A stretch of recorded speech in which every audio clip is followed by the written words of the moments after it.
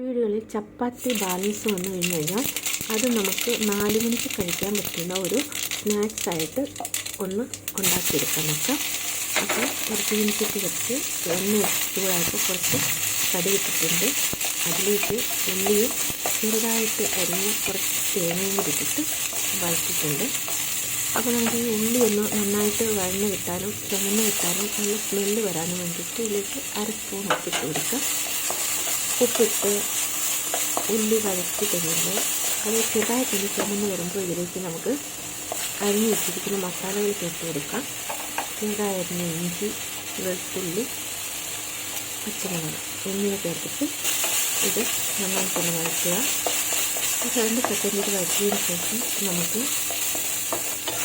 തക്കാളിക്ക അരിഞ്ഞത് ഇട്ട് കൊടുക്കാം.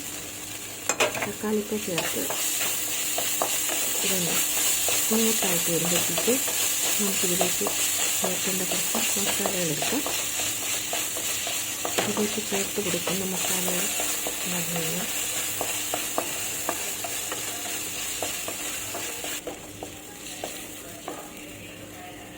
1 സ്പൂൺ മുളക് പൊടി, 1/4 ടീസ്പൂൺ കുരുമുളക് പൊടി, കുറച്ച് ഗരം മസാല, 1/2 ടീസ്പൂൺ മഞ്ഞൾപ്പൊടി, ഇത്രയും ചേർത്തിട്ട് എനിക്ക് മസാല നന്നായിട്ട് മിക്സാക്കി എടുക്കാം.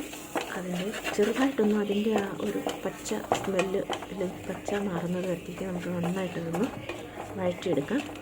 അപ്പോൾ ഇതിനു മുന്നേ നമുക്ക് ചപ്പാത്തി ചെറുതായിട്ട് നീളത്തിലോ ഇല്ലെങ്കിൽ അത് നീളത്തിലെടുത്തിട്ട് വീണ്ടും ചെറുതാക്കിയോ എടുത്ത് കട്ട് ചെയ്ത് വയ്ക്കാം.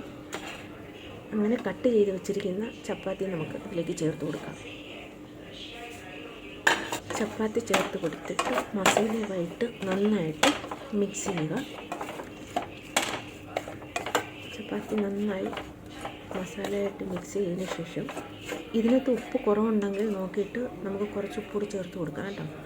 അപ്പോൾ ആവശ്യത്തിന് ഉപ്പും ചേർത്ത് മസാലയുമായിട്ട് നന്നായിട്ട് ചപ്പാത്തി ഇളക്കി യോജിപ്പിച്ചതിന് ശേഷം ഇതിലേക്ക് നമുക്ക് കുറച്ച് വെള്ളം ഒഴിച്ചു കൊടുക്കണം. അതായത് ഒരു 2 സെക്കൻഡ് ഒന്ന് വെച്ചിട്ട് ഒന്ന് ആവി എടുക്കണം. അതിന് നമുക്ക് ഇതിലേക്ക് ഒരു 4 സ്പൂൺ കണക്കിന് വെള്ളം ഒഴിച്ച് കൊടുക്കാം. വെള്ളം ഒഴിച്ച് കൊടുത്ത് ഇതടച്ച് വെച്ചിട്ട് ഒന്ന് ആവിക്ക് വയ്ക്കുക.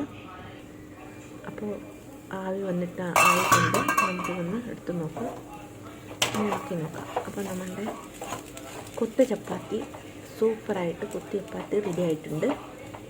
അപ്പോൾ ഇത് നിങ്ങളും ഒന്ന് പരീക്ഷിച്ച് നോക്കുക കേട്ടോ. ചപ്പാത്തി വേസ്റ്റൊക്കെ കളയണ്ട, ഇതൊന്ന് പരീക്ഷിച്ച് നോക്കിയോളൂ. ഇത് നമുക്ക് ടൊമാറ്റോ സോസൊക്കെ ചേർത്തിട്ട് കഴിച്ചാൽ ഭയങ്കര ടേസ്റ്റാണ്. കുട്ടികളൊക്കെ വളരെ നല്ലതായിട്ട് ഇഷ്ടപ്പെടും. ഒന്ന് നോക്കിക്കോളൂ കേട്ടോ.